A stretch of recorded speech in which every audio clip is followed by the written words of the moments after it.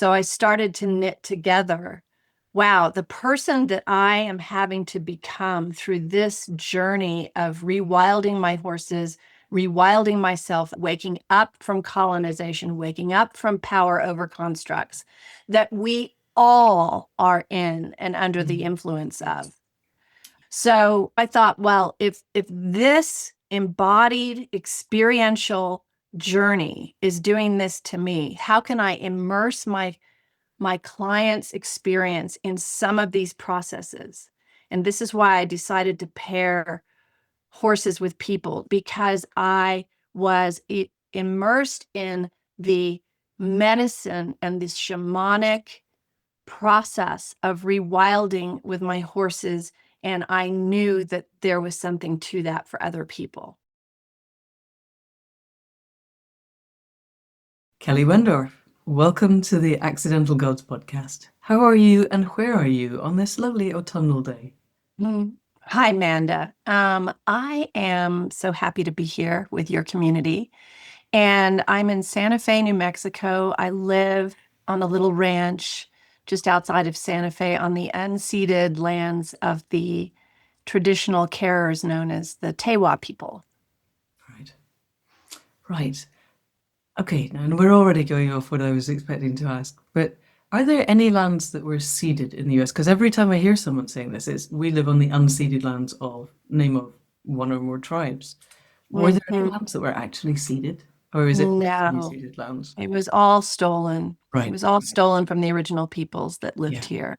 Yeah. Not that long ago, right? No, Yeah. because in the UK that theft happened with the Romans, but it's 2000 years, so it's hard to look back, but it's Mhm. alive. It's so alive with you. We talked to Hilary It is. Giovanni recently, and she's doing a lot of reparation work, and yeah, Mhm. it feels as if we're going to get to this. That of all the things that are bubbling up, the rawness of that of a nation founded on that feels like it's Yes. coming Oh, very much closer to the surface now. absolutely. And just because we're there. So our little ranch has joined what's called the land back movement here, and it's happening in other countries, Australia.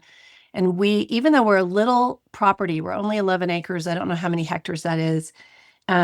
We have bequeathed half of that property back to the Brilliant. Tewa people.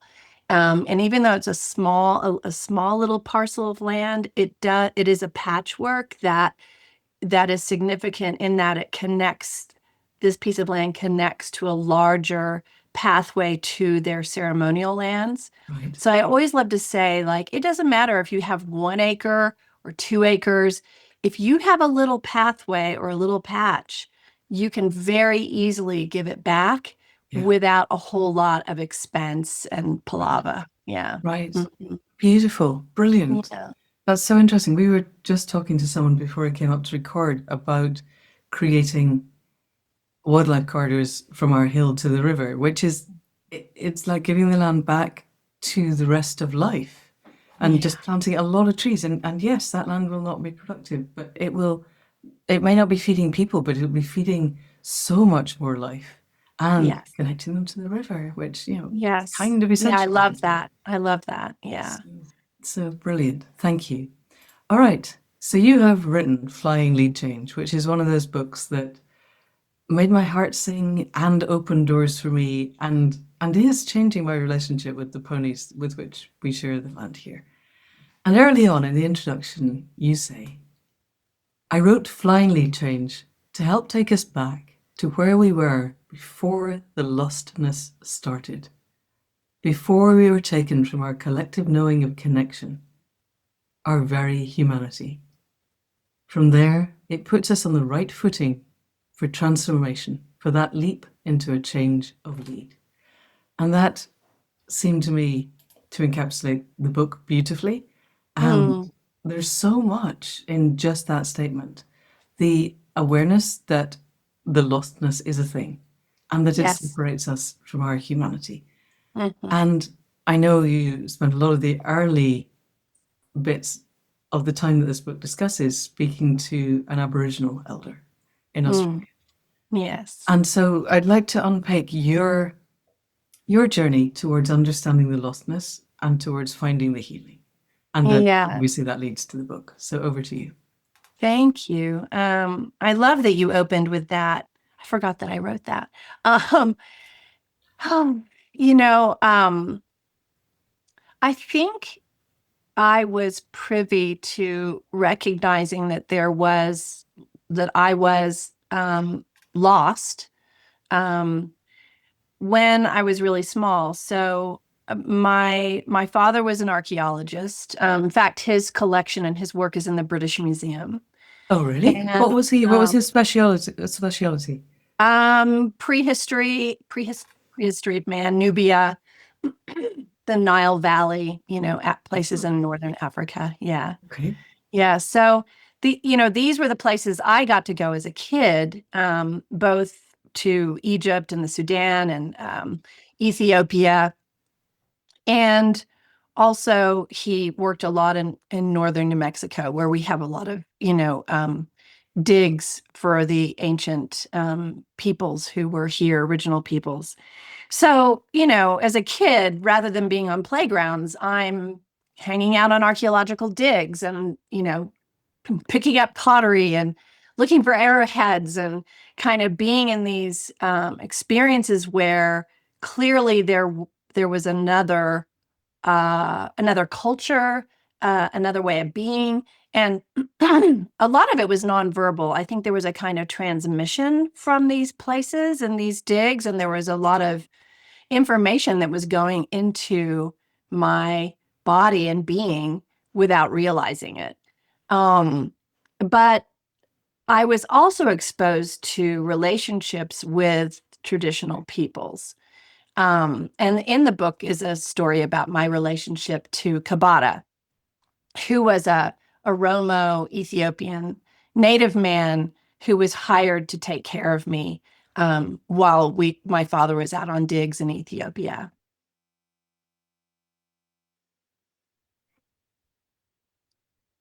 And, here is a person who is joyful, free, not wild as in unhinged, but wild as in free and grounded and peaceful and kind, profoundly kind. Now, that, kind of collection of qualities in a strong, fierce warrior, because he kind of came with his tall spear and his earring dangling from his ear and just his length and his mass just was so remarkable to me. And I couldn't articulate, of course. I was 7. I was too small, but this was a different kind of human being. This was someone who really knew what love was and and lived it by his actions and his care for me. And he was a man also, right? So, men in America did not embody these things on the whole. So, um,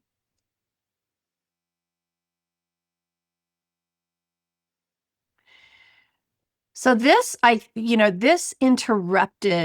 was a disruption in my psyche. And, biologists talk about the adaptive cycle and how in order to evolve, we need these disruptions in order to swing into a new evolutionary cycle. And this was a very key disruptor in my psyche and positioned me to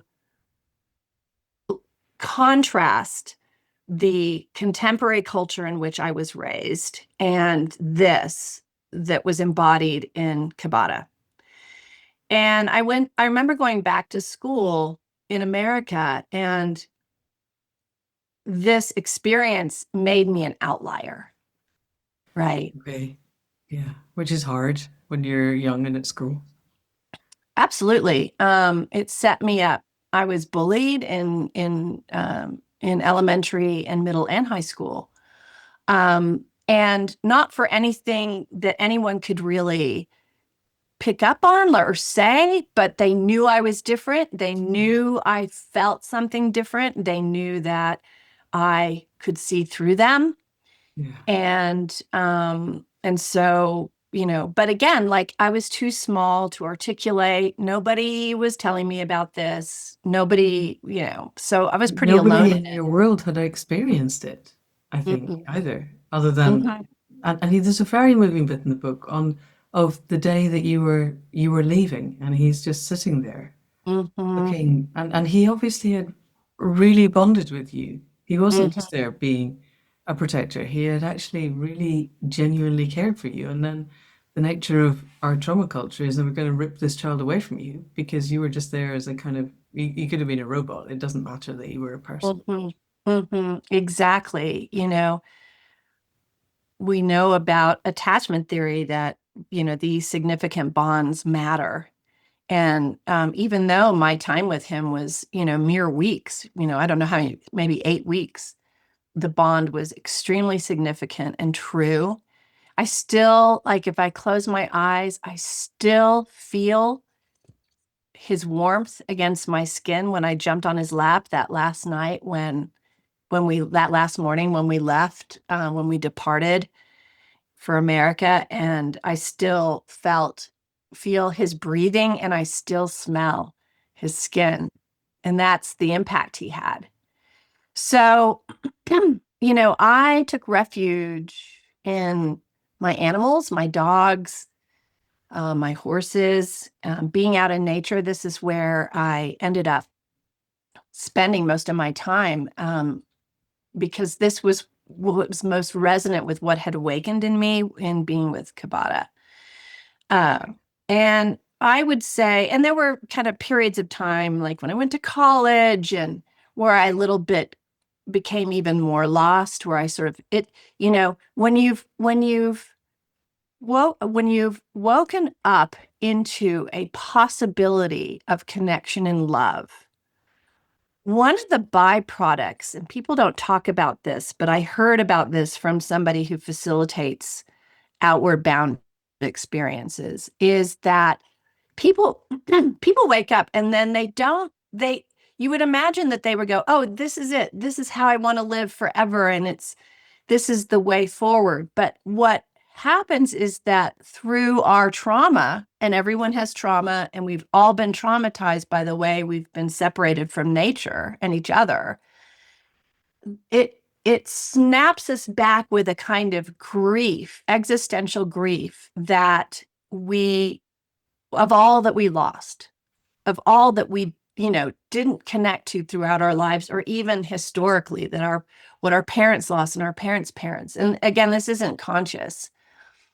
And so that grief will come in and provoke people to snap back into the lostness, into the forgetting, because they don't have a tolerance for this grief. And again, no one holds them and tells them this is why you feel this way.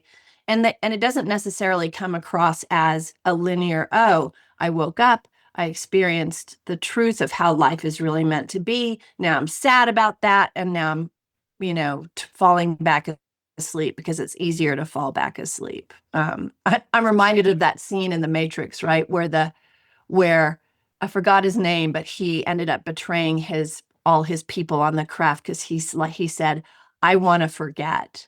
I want to, if I give you the keys to this ship, and he's talking to the AI people, I want you to put me so far gone asleep that I never ever know that I used to be awake, right?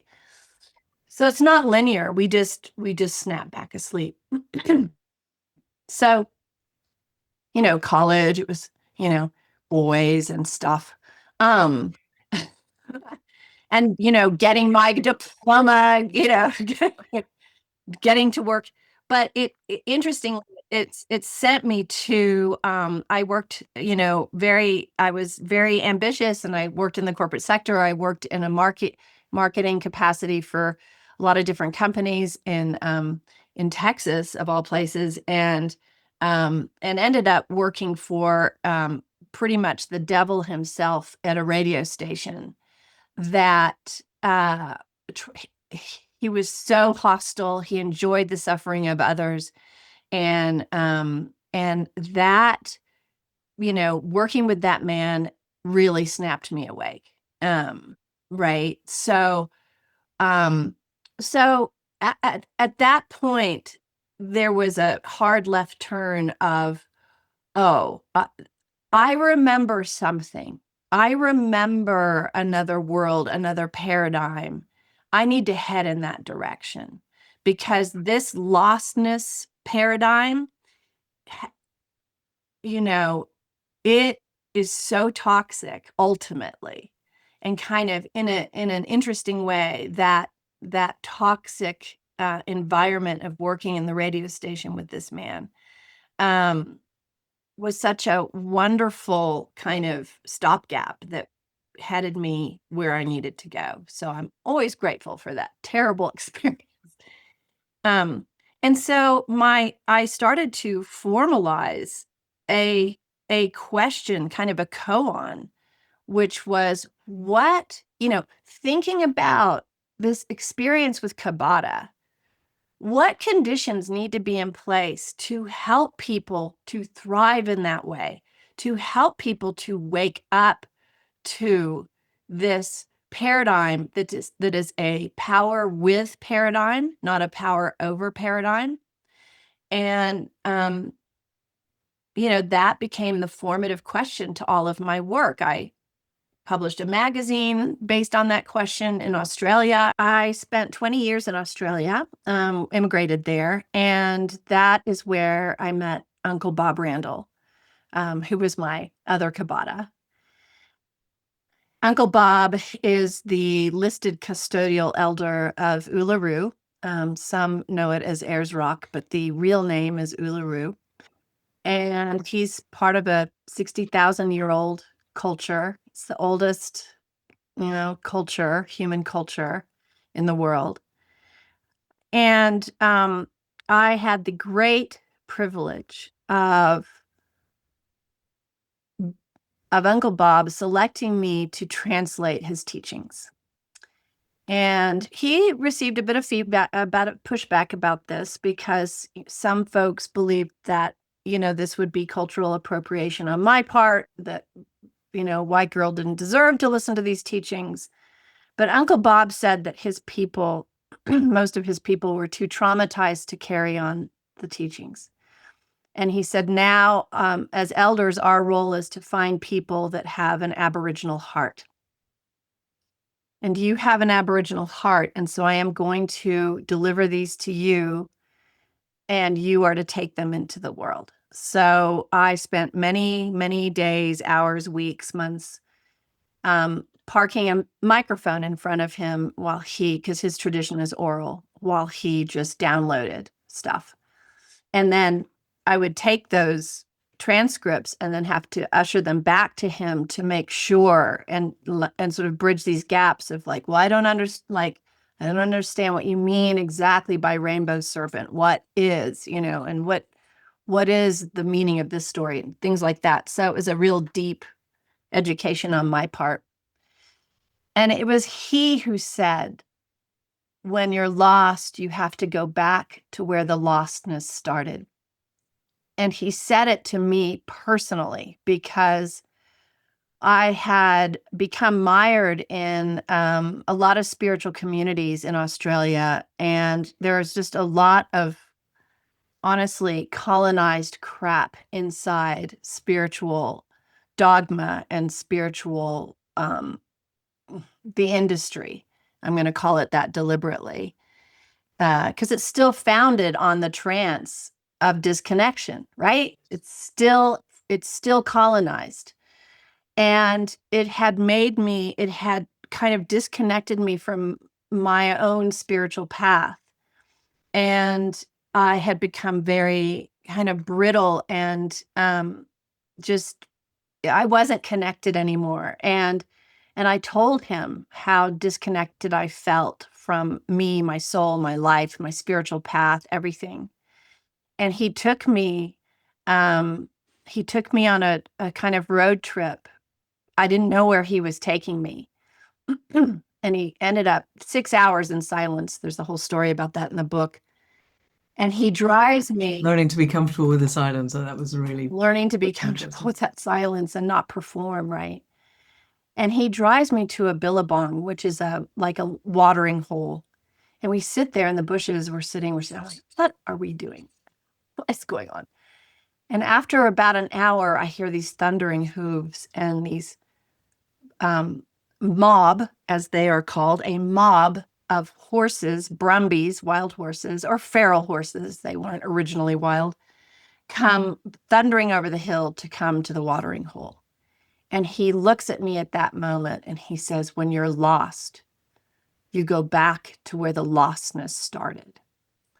And for me, my horses were that focal point where I could either go left and continue in a power over paradigm so prevalent in the horse world, or go right into this power with paradigm. But it was the horse that was the place of my return to become unlost. So I say that to share with everyone, that, like, where is your point? Where is your place of return? Is it the garden? Is it your childhood? Is it your true vocation as a poet that you didn't know that it was?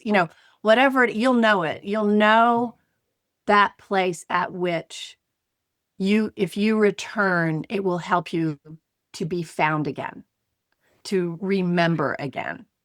Yeah. Gosh, Kelly, there's so many questions on this, and there's so many bits in the book that this is bringing up. There was one point I just want to hover on this briefly, where Uncle Bob, I can't remember the exact words, but it was basically that if you are congruent, the horses will know, and if you're trying to be congruent, they're not going to come. And discovering the difference between actually being and telling ourselves that we're being feels to me one of the really big internal shifts that we have to make, because this is the distinction between the manufactured spiritual colonialism and actually connecting to the web of life, and horses are such amazing mirrors. So we'll get to that bit. I have loads of questions going back a little bit. So Bill Plotkin has done some research, and he says that, yes, wonderful man, he's coming on the podcast in a few weeks now, that by the age of 12, the average Indigenous child has made meaningful relationships with over 400 other species. And I think in our culture, we're really lucky. By the age of 12, we've made a meaningful relationship with our own species. And some of us, we may have the dogs and the cats and the hamsters and the things that are actually our refuge, because our own species is fundamentally a dangerous thing, that we have certainly not made 400. And Bill is showing that we can learn. It's not a lost skill. And it is that thing that our hearts yearn for, is to feel that interbeing again. And I'm wondering, way back when you were a child in Ethiopia, were you also learning connectedness to other species, or were you just learning connectedness to Kabadi? Have I said his name right? Kabata. Kabata, sorry, yes. That's a great question. I have always sought out connection with other beings. I was always making ant farms and hanging out with beetles and just every single any critter I could engage with. Snakes, we had little garden snakes. I wanted to connect with. But the deepest wounding of disconnection for me came between me and other humans. And this continues to be my work.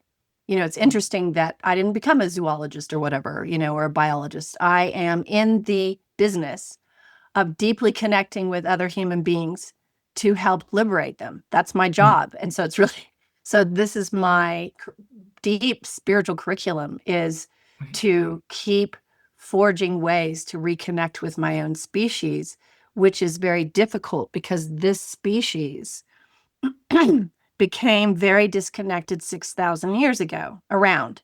At least. So I think it's closer to 12, but yes. yeah, it could be 12, it's You can't do whatever modern it is, agriculture it's if you want to. relatively new Yeah. on our, Oh, yeah. right, our Evolutionary scale. collective history as a Yeah. species. Yeah. So and there are some, and it's really interesting. I'm reading a book called, oh my gosh, what is it called? Saharasia. And I looked in the back in the footnotes and the bibliography, and there's my father like 100 times, Oh which my is really goodness. interesting, right? But there is evidence that shows that, we didn't just make that turn towards disconnection because we're a screwed up species and we're, innately evil and terrible. It's a historic trauma. And there's evidence that says that we, whether it's sometime between 12 and 6,000 years ago, there were many, many cataclysmic events that happened on Earth, volcanoes, tsunamis, climate change, just nature became very hostile from humanity's point of view. And so, of course, we said, hey, we've been worshiping you forever. What the heck? You're now turning against us. We need to control you. We need a God stands aside from you and will protect us against you. So that's all that we've become from that point onward is an echo of that. Yes, of that trauma. But not all of us did. That's the interesting thing. So I read Christopher Ryan's Civilized to Death, which has a similar narrative structure, and I now want to read Saharasia. But we in the West, whatever we call the Western educated, industrial, rich, democratic, weird culture, chose to separate off, or were separated off, or somehow created the narrative of separability.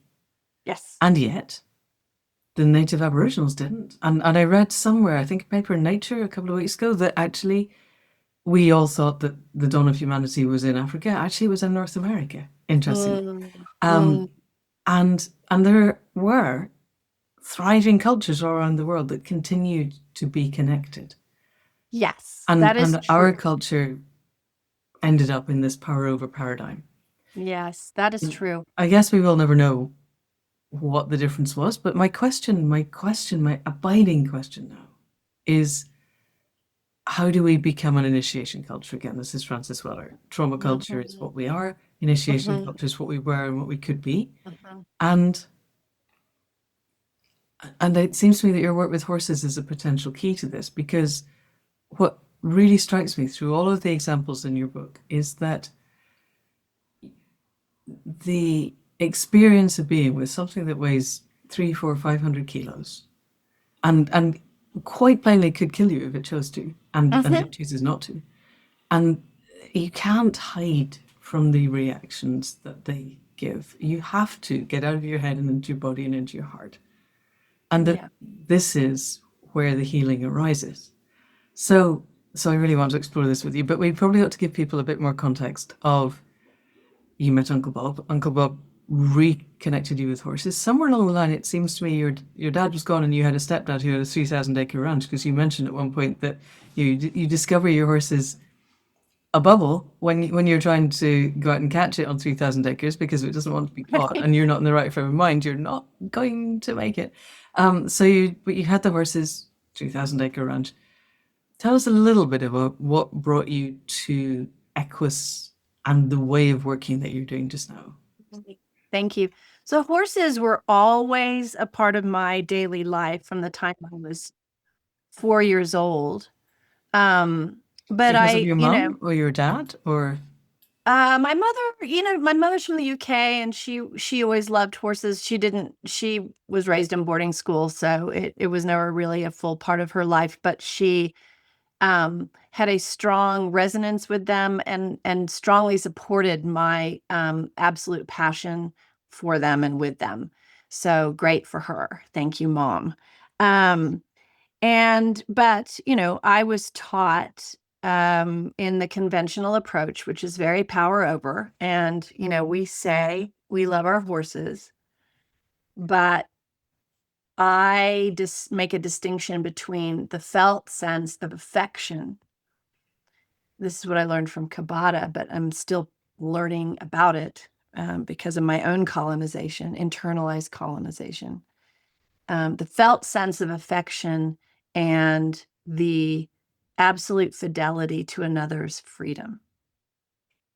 To me, that's love. So, I define domestication along with a woman named Wren Hurst, who wrote a book, The Wisdom of Wilderness, the Wisdom of Wildness. That domestication is the use of power over another so that we can use them, whether that be a person, a child, a dog, a cat, a horse. So there was a point when around the time that I met Uncle Bob, and I saw these wild brumbies, that I had a sort of inkling there was another way to be with these animals that wasn't the way I had been taught. And it meant a whole lot of unlearning. And continues to this day. I feel like I'm just scratching the surface of what rewilding really means and undomesticating really means for me as a human and for my animals, to whom I am responsible for their well-being. And my daughter, in all her wisdom, when she was a small child and she had her first pony, said to me, "Mom, I want to learn to be a good rider and to be a good horse girl, but I don't want to do it the way you do it." And even though Oh, that is so savage. yeah, oh But yeah. I mean, she's always been that way and continues to be that way. She's my greatest teacher. She's always calling me out on stuff. Um, And so I found someone for her who was a sort of known as a horse whisperer.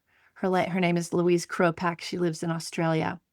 And I was very skeptical. These natural horsemanship, what baloney. We're anthropomorphizing our horses. This is crap. and a lot of natural horsemanship, frankly, is exactly what you just So said. I watched her engage with my daughter in this pony, and I went, oh, this is, she asked my daughter this one thing. She said, "So, Mackenzie, if you wanted your pony to do something, if you wanted Pippa," that was the pony's name, "to do something, what would you do?" And Mackenzie was like, sort of beard stroking in all her 5-year-old wisdom. She goes, "A carrot?" And Louise said, bribery and corruption. I mean, she's saying this to a 5-year-old child over a Welsh pony. And that just... I have Welsh ponies. They are right, they're so pretty cute. smart. And it suddenly awakened that seed that Kabbalah had planted. Right. And my whole life unraveled from that point on, as I knew it. And I began reforming my relationship to my horses, not knowing what to do or how to do it, because this is very pioneering work. It's still pioneering work. There are only a small handful of people exploring, approaching horses with liberty. But this was working alongside of my developing career as a coach. So I started to knit together, wow, the person that I am having to become through this journey of rewilding my horses, rewilding myself, and domesticating my horses and myself, waking up from colonization, waking up from power over constructs that we all are in and under the influence of. Even Uncle Bob.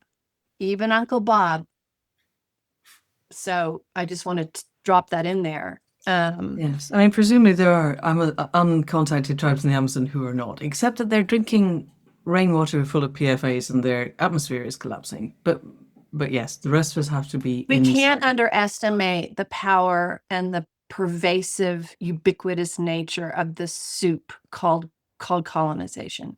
It is just, it's the water we all swim in unless you have not ever been in contact with the modern world.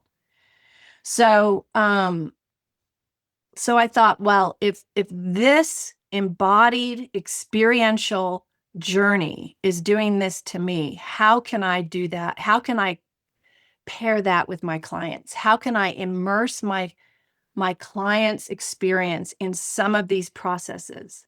And this is why I decided to pair horses with people, not because I thought, oh, equine assisted learning, that's such a great thing.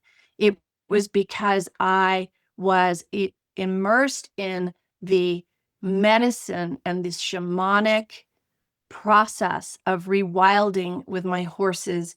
And I knew that there was something to that for other people. Because when we are colonized, we are dismembered, of course. We are dismembered. We are cut off from our bodies. And it's both actual in that when we conquered societies, we were cutting people's heads off, cutting people's heads and arms and legs off and disemboweling them. But it's also metaphorical and energetic. And so part of waking up is returning to our bodies. And you talked earlier about congruence. We have to live from the neck down and start to become incredibly somatically literate with the energy that we're bringing, the places in ourselves where we are somatically split apart or shaming ourselves or disconnecting from ourselves, and where we are somatically unable to feel the commingling of our beingness with other beings. That is a real felt sense. And you describe this in the book. You got a description of somebody where you kind of talk them through coming into their body and them sitting there, and you ask them, can they predict what the horse is going to do before the horses actually do it? And in the book, there's this sense of this person, of a light bulb going on of, I used to feel this when I was a kid. And then it was, I don't think they actually say domesticated out of me, but that's what they mean. I colonized out of me. And then, and now you're giving me permission to do this again. And I'm guessing you see this time after time because you can't get an interactive, a live, congruent flow with the horses unless you are here. Can you talk about that a bit more? That's right. That's right. So, the horses, so we have a few things happening with the horses. One is, from an indigenous point of view, the whole reason for their being is to serve as a wisdom companion for this awakening, period. Not to win ribbons and take us over the countryside, but to be a wisdom. But they are so gracious if what we say to them is, you know what, I just want to ride you, I don't want to listen to you. They'll do that. That's how gracious they are. I mean, that's just so beautiful and compassionate. So that's the first thing. The second thing is you're dealing with very large nervous systems that, because they're so large, they positively impact and shape our nervous system. So you can be with a horse and without even really realizing it, your nervous system is being influenced positively towards a more whole way of being. Third, they're one of the most successful mammals on the planet, second only to the platypus. At 150 million is the platypus, 56 is the horse. 56 million years these creatures have been on Earth, making them highly successful. Why are they successful? Why have they made it 56 million years through tectonic shifts and climate spikes and volcanic mega explosions, and they're still here, as opposed to other mammals, also with 4 legs, also who graze, who did not make it?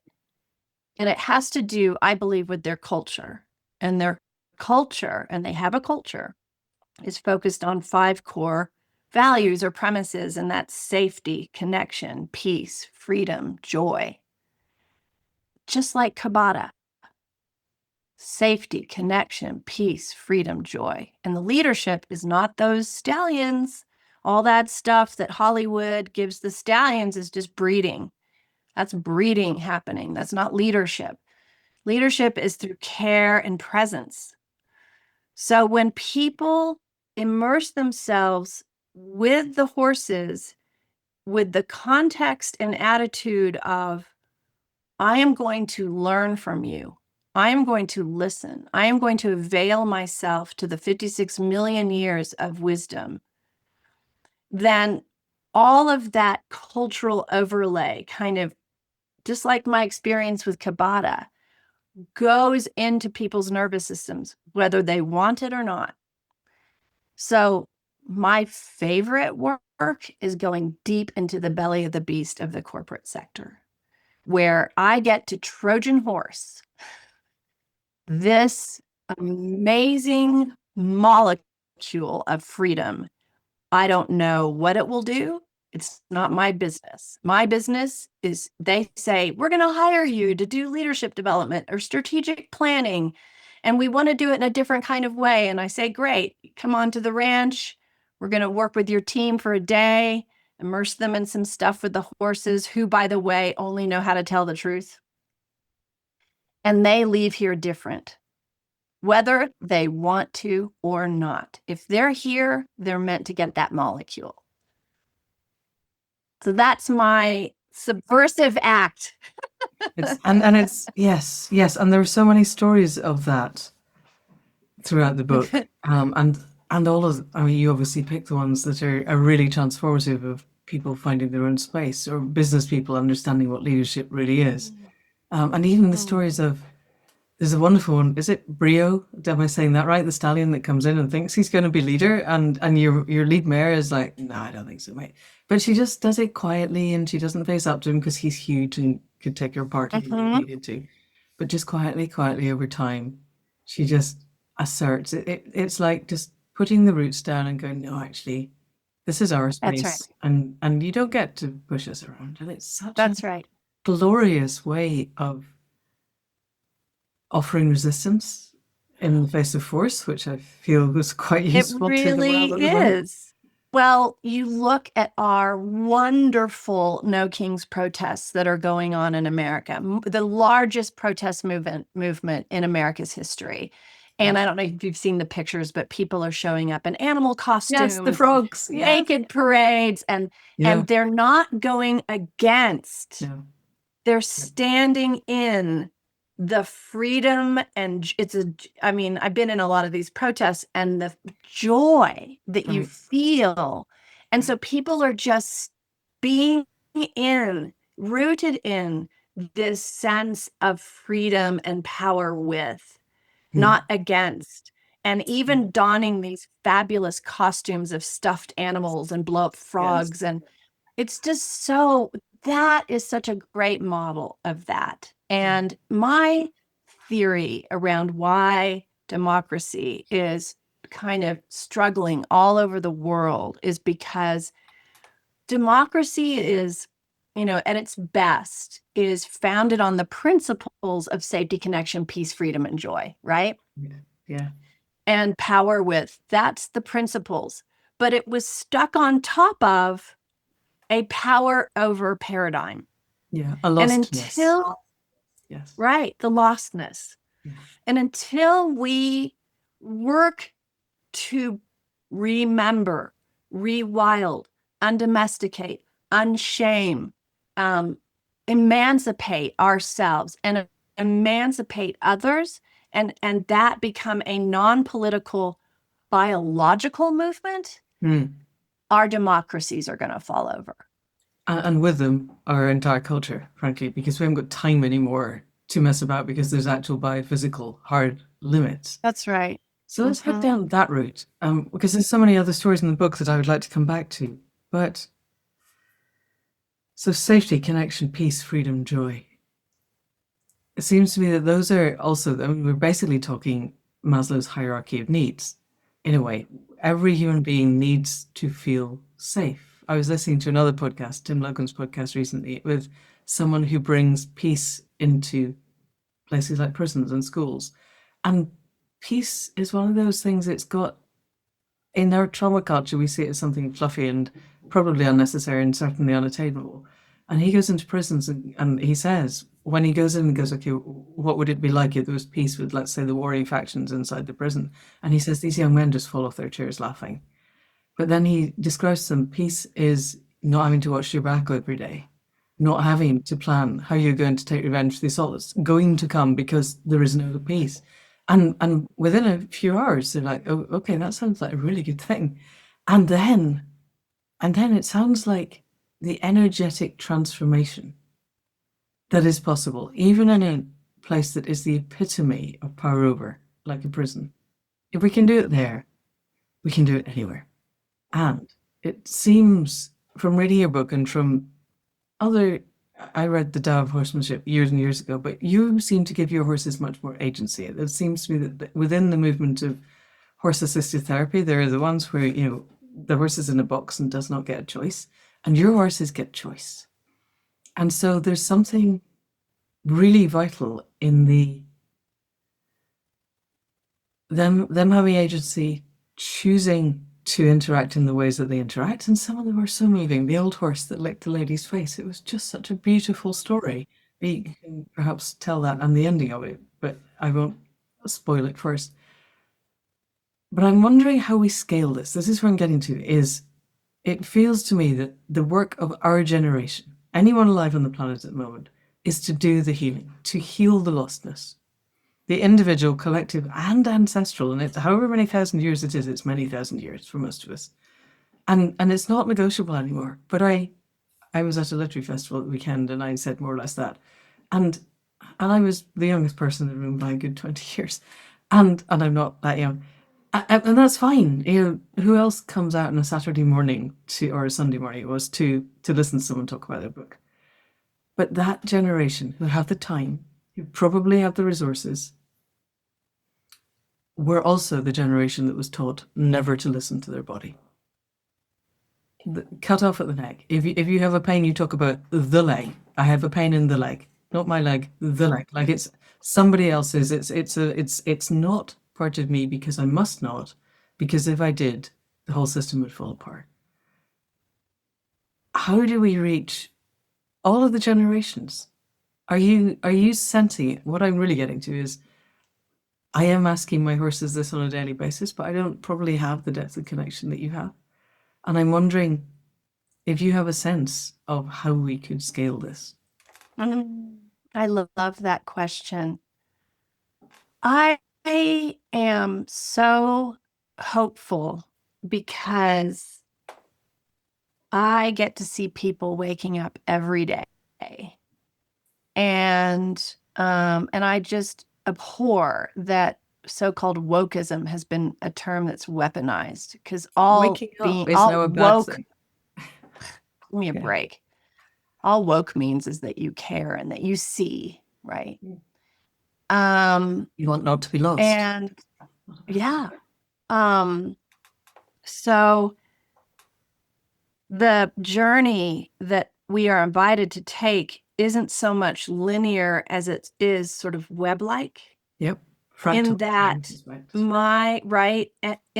my emancipation is intrinsically linked to the emancipation of my dogs, my cats, my children, my horses, my friends.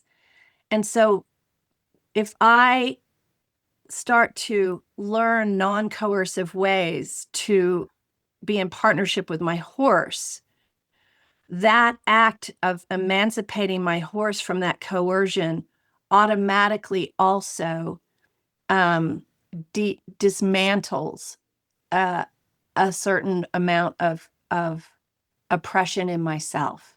Yep. So it's sort of tangential or parallel, but I say web because then it's like, well, what can I do with my team? Where did I use that smile to charm someone, to manipulate them, to like me so that I can use them better in my life? I mean, it requires enormous honesty, self-honesty. And it requires an absolute fidelity to not shame oneself, because shame is a colonizing construct. There is no room for shame in waking up and remembering and decolonizing. So if I notice that I have these manipulative tendencies, then I don't go and shame myself about it. I just go about the work of dismantling it. That period. It's just like that. So I believe I can't say it starts with an inside job. I would say inside and outside arise together, and we just keep chipping away at it, at those constructs. Okay. Does that Okay. make sense? Yeah, it totally does. Yes, and it pings off a whole bunch of other questions. But what's arising most clearly and cleanly is I am imagining that horses are politically neutral. That you must get people from right across the very wide political spectrum. Yeah. And yet my prejudice is that waking up, finding empathy, not shaming oneself is integrally more regenerative than the opposite. And I'm wondering what happens to people who might previously have identified with people who think woke is a bad thing, who come and really are touched at an embodied and heartful level, and then have to go back to a world where that's not necessarily accepted. And perhaps I am projecting onto them things that are not true. But you live with this. So I'm really interested in whether you are able to follow up and Yes. what the ripples are there, Yes. because I kind of imagining it's a bit like 7-year-olds, you going back to school and everybody knowing that you're different, but nobody being able to put a thumb on why you were different, but you're still going to get bullied. I love that question. So, this is why I'm so hopeful, because the horses are non-denominational and apolitical, and because they have this, they fly past the radar of the critical neocortex, Right. Yeah. and Straight into our people are limbic system. right, and go straight to the heart, right? I see some of the most hardened, protected personalities just break down and break open.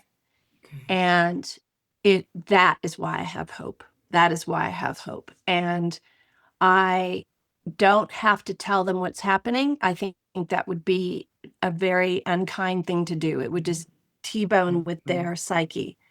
I Yeah. just let the work happen. I prepare them for going back to the world, and the rest is not my business. Okay. And I am finding that, like, for example, this Navy SEAL wrote me an email 2 years after working with me, saying, I have unbridled my daughters and my wife. I Oh, have taken off the halter. He's talking metaphorically, I yeah, of hope. course. But yeah.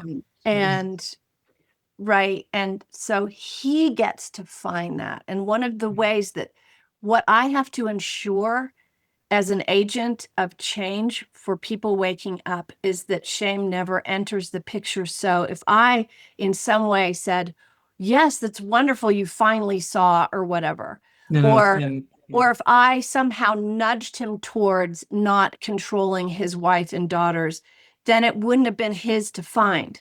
Yeah. Yeah. So this is a sacred place for my very far right wing, fanatical Christian, whatever. It is a sacred place. I give them I open the door. Yeah.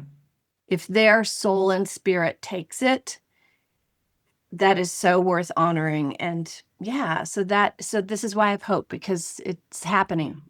Yeah, Mm-hmm. totally. And Mm-hmm. near the top of the show, you talked about the kind of anxiety buffer, and you talk about it in the book, that it's not necessarily grief that we're avoiding, but we're avoiding the anxiety that arises from the grief, that our capacity for avoidance Mm-hmm. is real, and that the route to healing our lostness is not linear. Mm-hmm.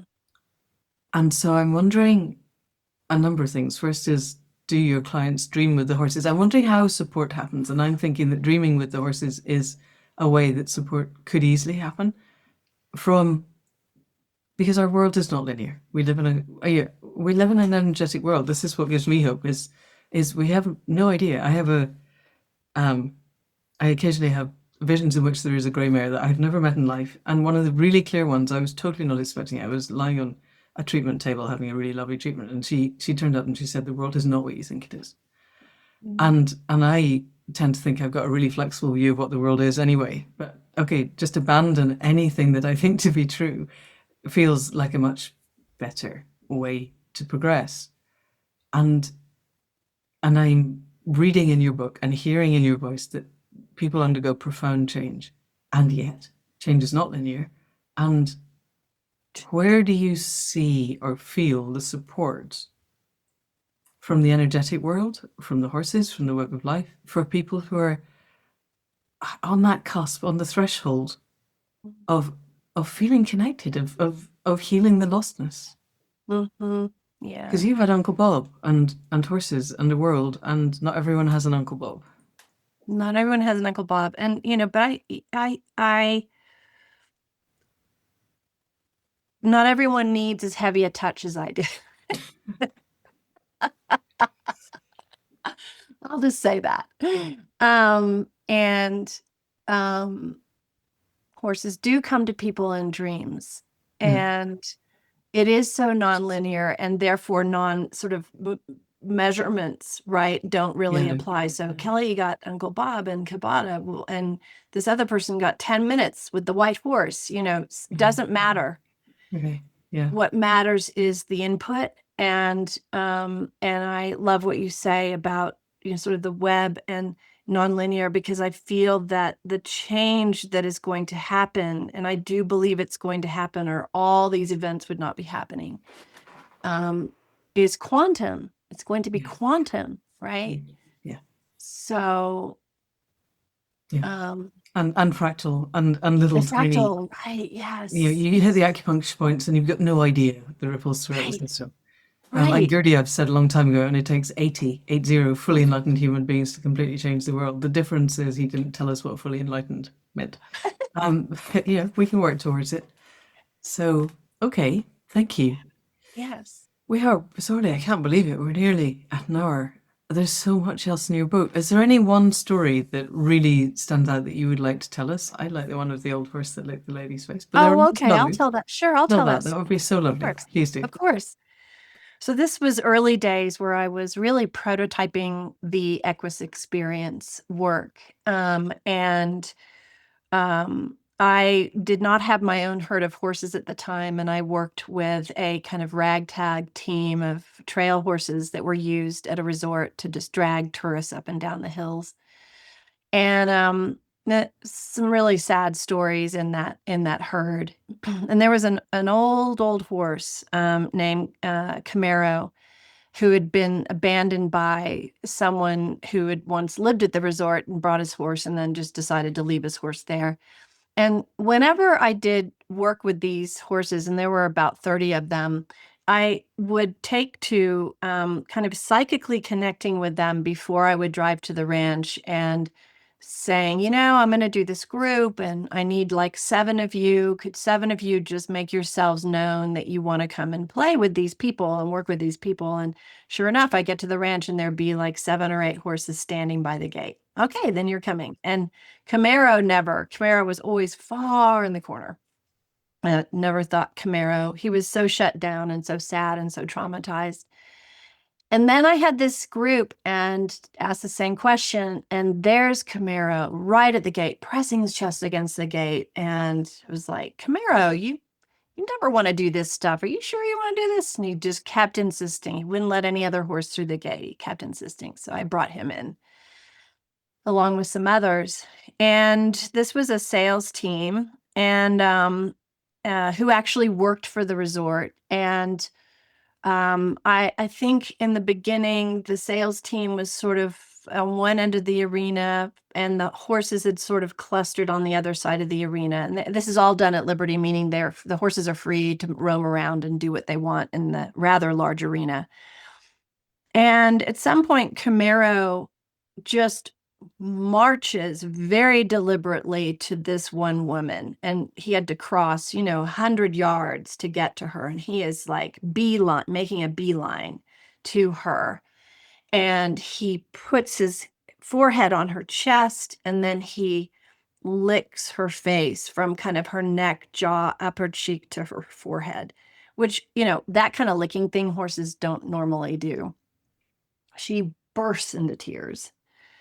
And later, as we unpacked some of the things, she shared that her intention of going into the arena was to really deal with what had become a kind of block she hadn't been able to meet any sales goals. She'd really just been blocked. And she was kind of all over herself about not being able to meet her sales goals. And she wanted to unlock that. That was her intention for her session.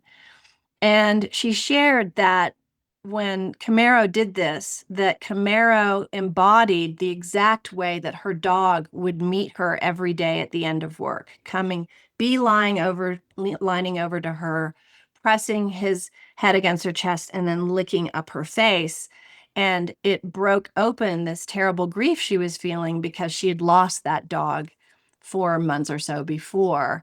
And she had judged herself for having any grief about it. It was just a dog, so to speak. And because she wasn't allowing herself that grief to flow, and because she's, disconnected from her body and it's not okay to grieve, blah, blah, especially not over an animal, she'd shut that down. And consequently, she had shut down her creative capacity to make sales. Right. So lo and behold, later, her sales had improved. But the real touching part of this story is that Camaro, for the first time in his life, was seen as a healer, was seen as the wisdom companion that he truly was for the first time in his life. And that night he died. And that's the bit that's heartbreaking. Yeah. But what's not heartbreaking is that he died knowing who he was. Yeah. He died being seen, being heard, feeling felt, and getting gotten, which are really primary for any being to experience. And I have his mane on a totem thing I made. It's in my bedroom, and so he knew the intelligence of these beings. He knew he had work to do before he left this earth. Yeah. Yeah. It's such a moving story. And you tell it really beautifully. You've got a real flair for telling stories. So thank you. That's really beautiful. Thank you so much for that. We have to stop very soon, but you offered two really generous offerings to people listening to the podcast. One is quite soon and one is next year. Do you want to tell us about both of those? Yeah, thank you. I do a lot of online coursework that is all inspired by, everything we've spoken about, as it applies to practical application to daily life. So I have an online course coming up about kind of rewiring habits to serve us better. And that is called a Spotlight. And I'm giving a 50% off of that 2-hour class. It's coming up, soon in November. And there'll be everything in the show notes and the code, the discount code.